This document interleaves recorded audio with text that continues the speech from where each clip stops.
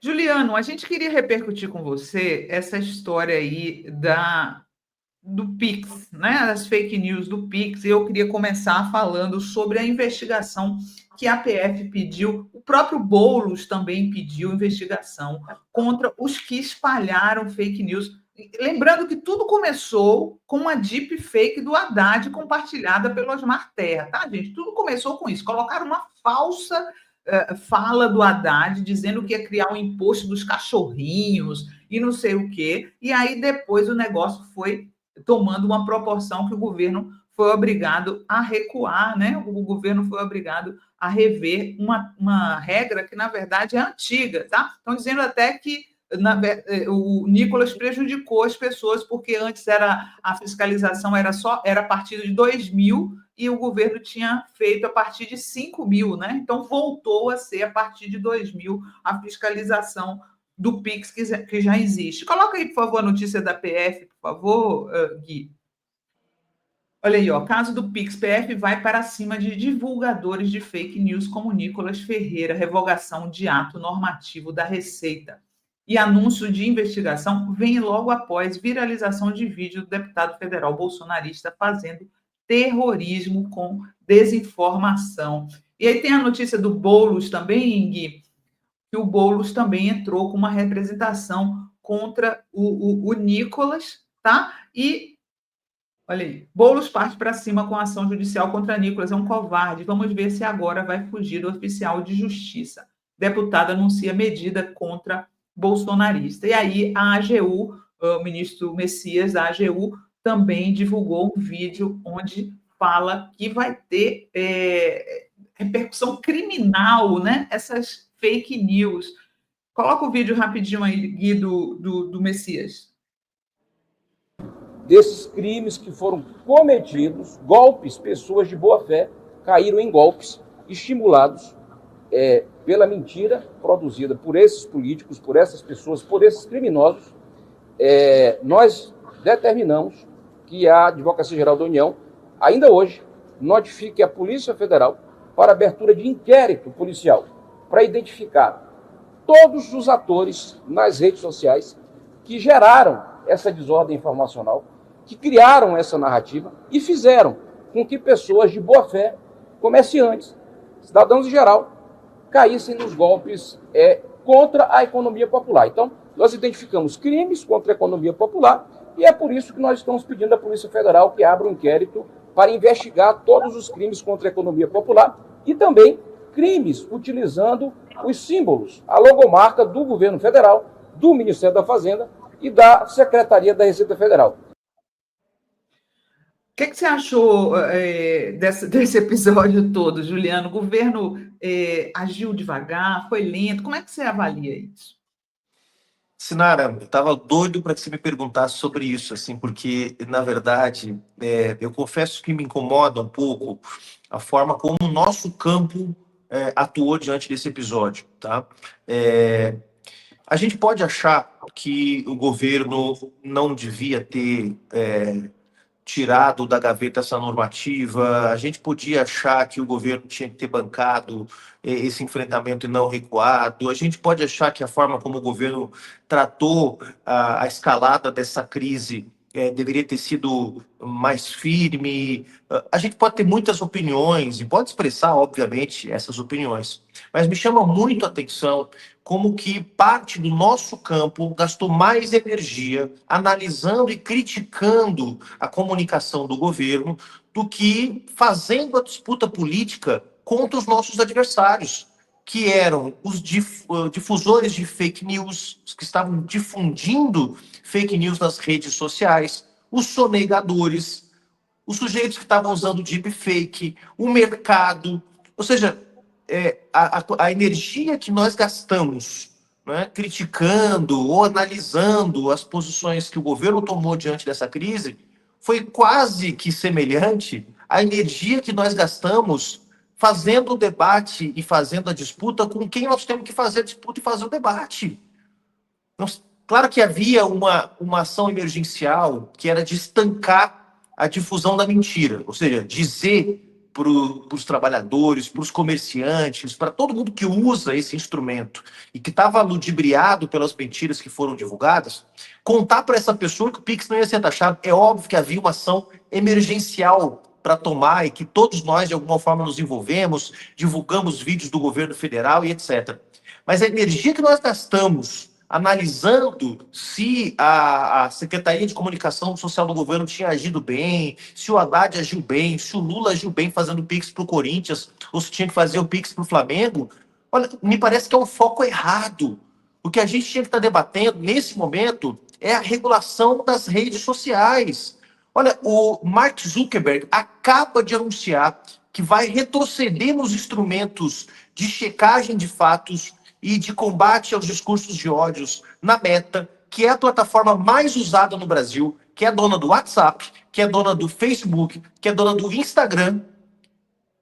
E isso sim teria uma capacidade infinitamente superior de combater uma fake news, seria as próprias empresas serem obrigadas a fazer uma checagem mais rigorosa dessas mentiras, do que o governo ter que gastar milhões de reais patrocinando, impulsionando conteúdo nas redes. A gente, apoiadores do governo, nós que somos apoiadores do governo, parar tudo que a gente está fazendo para ficar divulgando informações do governo federal. Uma forma simples de resolver isso, regulamentação das redes sociais. Então, o governo pode ter errado, o governo pode ter sido mais lento, o governo pode ter escolhido o momento errado de fazer, pode ter feito a resposta de um jeito que a gente acha que é insuficiente, pode estar orientado por uma linha, por uma política econômica de arrecadação que não está bem ajustada, porque o foco tinha que ser a taxação das grandes fortunas, dos bilionários, né, como já está sendo anunciado e defendido pelo governo, sem o apoio do Congresso Nacional. Mas a energia que nós gastamos criticando o governo, é desproporcional à energia que nós temos que estar gastando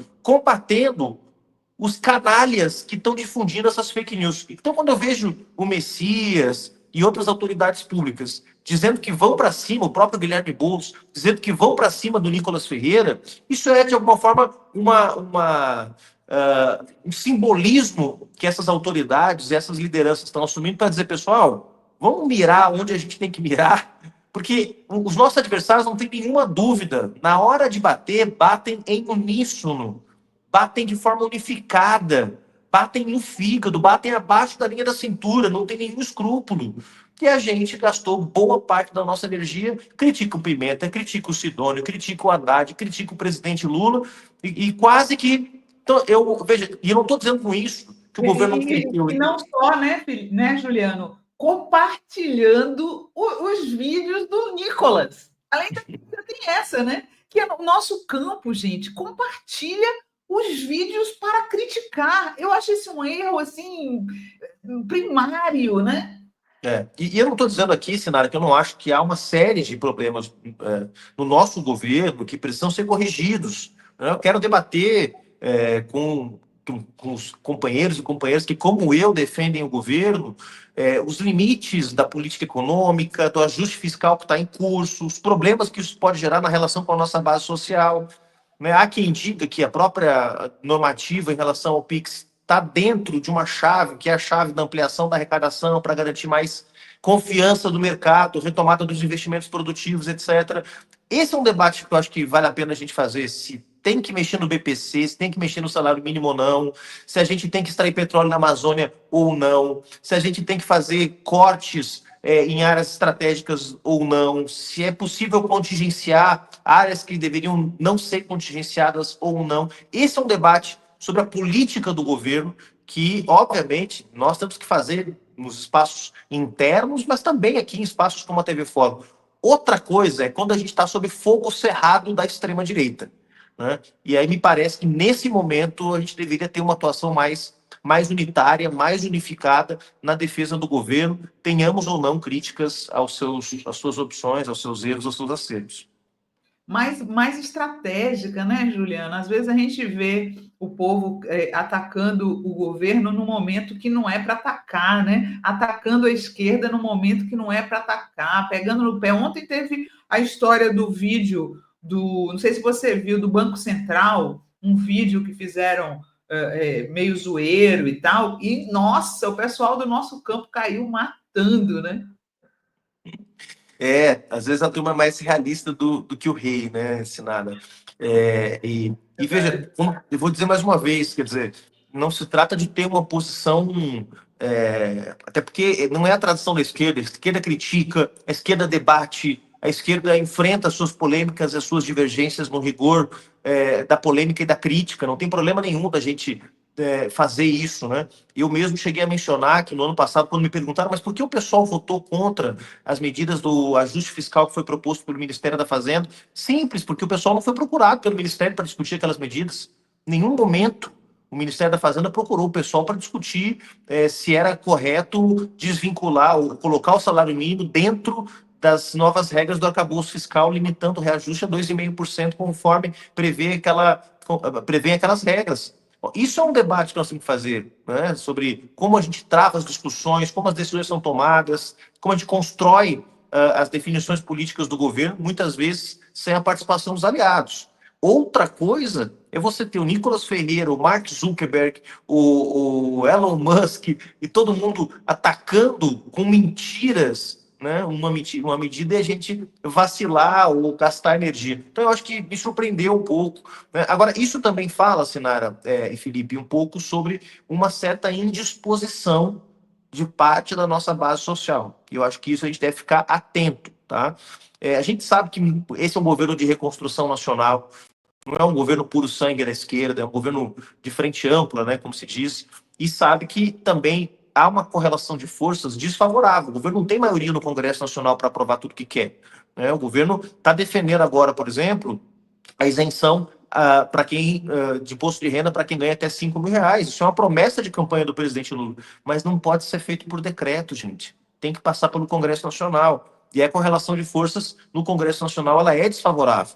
Então, eu acho que, honestamente, o governo também precisa comprar algumas disputas de forma mais intensa, né, tentar pautar um pouco o debate público. A gente está vendo lá a presidenta do México, né, seguindo uma tradição do Andrés Manuel López Obrador, com as manhaneiras, né, de fazer todo dia de manhã uma coletiva de imprensa de 30 minutos para pautar o debate na imprensa, para pautar o debate na opinião pública, né?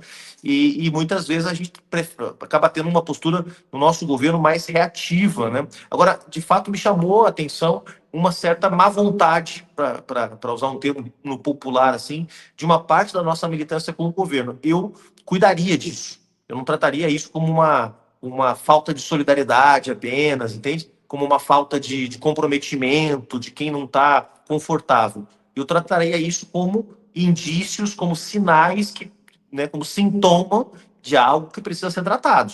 Se o nosso campo político vacila na hora de defender, bom, também é porque a gente precisa, talvez, entregar um pouco mais do nosso campo político, né? E isso não se faz só cobrando as pessoas para que elas sejam mais solidárias com o governo, mas também fazendo com que as conquistas que o governo está tendo, os avanços que o governo está tendo, cheguem mais fortemente à nossa base social, para que ela perceba esses avanços e essas conquistas, né?